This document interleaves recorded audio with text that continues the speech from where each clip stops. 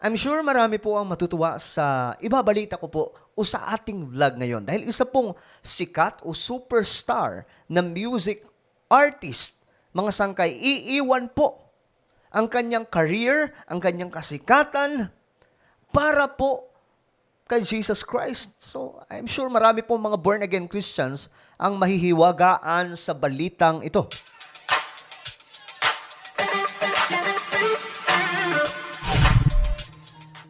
Hello, what's up mga sangkay? Shoutout po sa lahat ng mga nanonood dyan, mga pastor, mga kung sino-sinong tao sa Pilipinas, especially yung mga solid sangkay. Okay, mag-comment nga po sa ibaba lahat ng solid sangkay at shoutout po sa inyong lahat. Anyway, bago po tayo magpatuloy, pag-subscribe po muna yung ating YouTube channel. Kung hindi ka pa po nakakapag-subscribe, ito po yung gagawin mo. I-check mo po sa ibaba ang subscribe button.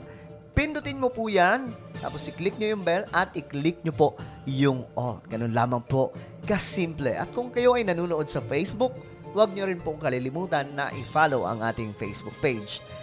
So ito na nga guys, ewan ko ha, I'm sure kilalang kilala ito ng mga Pilipino. Ito, pakinggan natin. Isa po sa mga sikat niyang kanta, mga sangkay, na umabot po ng 138 million yung views. Ito po ay ang Gasolina. Panoorin po natin.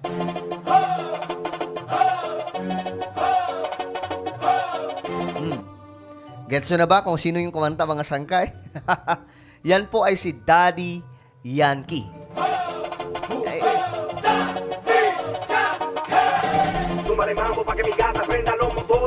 Okay, hindi na natin itutuloy. Yan po yung kanyang mga ginagawang kanta. Kahalintulad din po ng mga ganyang genre. Ngayon, mga sangkay, ito po yung balita. Sikat po ito ha, hindi lamang po talaga siya basta sikat. Dahil isa po siyang superstar. At ito nga po ang kanyang pasabog. New beginning. Ayon po sa Fox News, Latin super, ano ba to? Tama bang pagbanggit? Latin o Latin? Superstar Daddy Yankee is bidding farewell to his music career in order to evangelize the world for Jesus. How he's dedicating his life to Christ at the link in bio. So ito po yung balita po ng Fox News. Sabi po niya, I am not ashamed to tell the whole world that Jesus lives in me and that I will live for Him.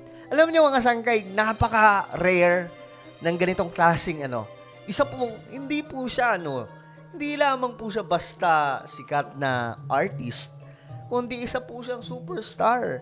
Ibig sabihin na international. Kilalang kilap. Nako, ilan lang po ata ang hindi nakakakilala dito mga sangkay, no? Siguro mga Gen Z, maybe, hindi nila kilala. Pero karamihan sa millennial at iba pang mga henerasyon, kilalang kilala ito mga sangkay. Ito nga po, kung titingnan po natin yung kanyang Facebook page, laki ng ang subscribers po niya, napakataas 38.4 million subscribers lang naman. Ganyan po katindi. Ngayon, nagtingin-tingin po ako dito mga sangkay. Meron po siya ditong mga video. Ito, 6 days ago, meron po siyang parang trailer po ata ito mga sangkay para sa kanyang huling arangkada, which is ito po yung huli niya pong concert na kung saan doon na po niya sinabi na ito na yung pamamaalam niya. Dahil siya na po, hindi ko alam, magiging evangelist ito. Pero guys, nakakatuwa na mayroon pa palang ganitong klaseng tao na kayang isakripisyo. Alam niyo ang dito mga sangkay? There are many, many people in the world na iniwan si Jesus Christ. Iniwan ng ating Panginoong Diyos para lamang po sa kasikatan at pera. Diba? But this man, andun na po siya sa rurok. Kilala, sikat sa buong mundo, pero anong nangyari? Ito nga po mga sangkay, ito po yung isa sa mga video, panoorin po natin. Ito po yung concert niya, ito po yung the last dance para Michael Jordan. Daddy Yankee, the world-famous Puerto Rican rapper known as the King of Reggaeton, left fans in shock when Ginulat niya po yung kanyang mga fans. he announced his retirement from the stage for an important reason. Pero me di cuenta I realized something the Bible says. Ito ha. de algo que dice la Biblia. ¿De qué le vale al hombre ganar el mundo Ito, entero for what shall it profit a man if he shall gain the whole world and lose his own soul? si pierde su alma?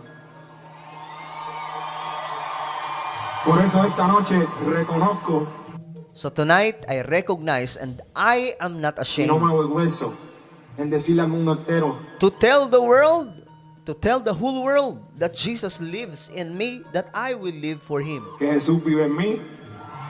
Grabe, naiiyak pa po siya. Grabe. Ang bihira. Bihira po yan sa mga rapper. At sa mga nasa rurok na yung mga artista talaga. Que yo viviré para Él. The rapper took the stage during a farewell tour in his home country to announce what he called the most important day of his life. Grabe. The most important day of his life. Ganyan po siya ka-dedicated. Alam nyo kasi, ganito yan. Pag ikaw ay tinawag ng ating Panginoon, kahit sino ka pang tao, remember Apostle Paul, if you know Apostle Paul, in the Bible, in New Testament, isa po siya sa persecutor. Isa po siya sa nagpapahirap noon sa mga tagasunod ni Kristo. Siya po yung mastermind ng mga pagpapahirap sa mga tagasunod ni Jesus. But, mga sangkay, tinawag po siya. At that time, kilala po sa mga Kristiyano pag sinabing Apostle Paul. Diba? So, hindi po talaga natin mga sangkay. At alam nyo, karamihan pa naman sa tinatawag ng Diyos, yung mga taong imposible kagaya po niya. Very, napaka-rare at napaka-imposible natutugon po siya sa tawag ng Panginoon kasi sikat na sikat po siya eh. Sa totoo lang, hindi niya po kailangan ng Kumbaga, nasa kanya ng lahat. Siguro sabihin na natin, babae, pera, wealth, kasikatan, lahat na nasa kanya. At actually, mga sangkay, sinabi rin po niya yan. No? Narating na po niya raw, napanood ko yung isang video, narating niya na daw po yung iba't ibang mga bansa. Pero mga sangkay, hindi pa rin daw po niya nahanap kung ano po talaga yung tunay na makakapagbigay kaligayahan sa kanya. Yung tipong comfort, security, assurance, higit sa lahat, salvation. Okay, tuloy natin. He shared a personal moment with his fans when he said that living a life of success is not the same as living a life of purpose. Wow. Daddy Yankee went on to say that as this chapter closes for him, a whole new one begins. Now he says his faith will be the center of his life. The artist did not give details about what this new life will consist of, but his announcement has garnered attention around the world. Ustedes caminen conmigo. Grabe. Buong mundo nagulantang no? Luego comienzo. Ngayon, ito mga sangkay, basahin lang po natin saglit. Itong balita, no? Check natin. The 46-year-old Despacito singer stood on stage at his farewell tour. Okay? Noong December 3. Sabi po niya, "My people, this day for me is the most important day of my life. And I want to share it with you because living a life of success is not the same as living a life with purpose." Ganda na sinabi. "I have to confess that those days are over." Sabi po niya, wala na, tapos na yung mga araw na yon. "Someone was able to feel that emptiness." Wow. Alam niyo, ang isa sa naalala ko dito, si Justin Bieber, di ba? Grabe rin po yung testimony niya, paano siya nagbalik loob sa ating Panginoon. Kasi doon lamang po niya nakita yung fulfillment, yung contentment, security, assurance, and salvation. Marami sa mga tao hindi naiintindihan ito until magkaroon po ng personal encounter with God. Diba? That is why tonight I recognize that I am not ashamed to tell the whole world that Jesus lives in me and that I will live for Him. For the past 20 years, Ayala has been known for his sexualized lyrics, grabe, no? And catchy tunes. The Gasolina performer continued, all the tools that I have in my possession, such as music, social networks, platforms, a microphone, everything that Jesus gave me is now for His kingdom. Sa madaling sabi, mga sangkay, buong talento niya, lahat ng mayroon siya, ngayon ay para na po kay Lord. Lahat ng mayroon siya. Grabe lang. Ibang klaseng testimony ito. Sana po, yung mga nanonood ngayon, no, maging encouragement ito sa ating lahat na kung ang taong to, na isa pong sikat, nasa kanya na po lahat, mas piniling paglingkuran ng ating Panginoon kaysa sa kasikatan na mayroon siya o profession or ano pa ba, yung kanyang success sa material things. How much more tayo, no? Maging encouragement sana ito that live your life with a purpose. It doesn't mean that you are a materially successful. You have lived your life with a purpose. There are so much people, mga sangkay, so many people that are living like a successful life. Mayroong pera, may mga negosyo, mga sangkay, pero wala pa rin pong contentment, di ba?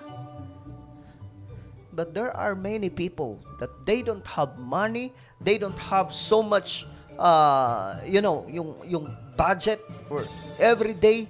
Wala po silang ganon, but they live with a purpose. Why? Magkakaroon lamang po ng purpose ang buhay mo. Ito, tandaan nyo, magkakaroon lamang po ng purpose talaga ang buhay natin if we live with the will of God. A life with a purpose is a life living with God. Okay? Nakakatuwa lang, mga sangkay. Well, ano po ang inyong opinion tungkol po dito? I-comment nyo po sa ibaba. And now, guys, I invite you to please subscribe my YouTube channel, Sangkay Revelation. Hanapin nyo po ito sa YouTube, no? Kasi dito, gagawin ko rin po ito ng video, itong tungkol sa pinag-uusapan natin. Ngayon, at dito po i-upload kasi ito, for ano to, para po ito sa mga makabuluhang topic patungkol po sa Word of God, Biblia at End Times. So, dito po natin i-upload yan. So, hanapin nyo po ito sa YouTube, then click the subscribe, click the bell, and click all. Ako na po yung magpapaalam hanggang sa muli. This is me, Sangkay Janjan. Palagi nyo pong tatandaan that Jesus loves you. God bless everyone.